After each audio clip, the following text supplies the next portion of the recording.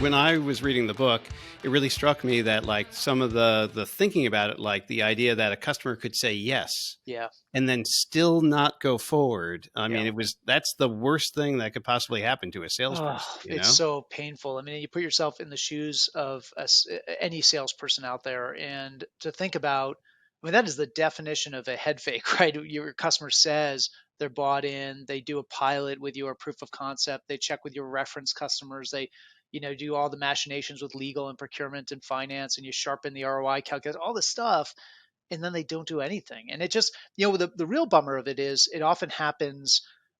You sort of realize in retrospect that it happened, but it's not like the customer raises their hand and says, "Hey, I just want to let you know I'm changing my mind. You can take us out of the pipeline."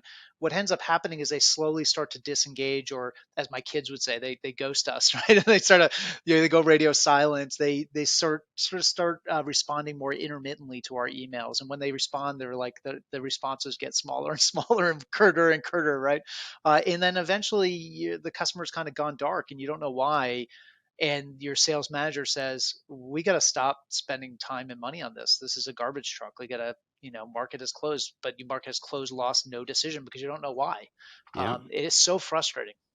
Yeah, no, I think we all, everybody who's been in sales has stories about that just they never ever got it over the hump. And that's when I was reading the book, I was thinking about like the sales process changing into my mind to be thinking about that there's really two phases, right? There's the getting to yes, and then there's the getting to contract, or I don't know what the second phase would be called, but when you actually get it closed. And that was an entirely new way of thinking about it for me.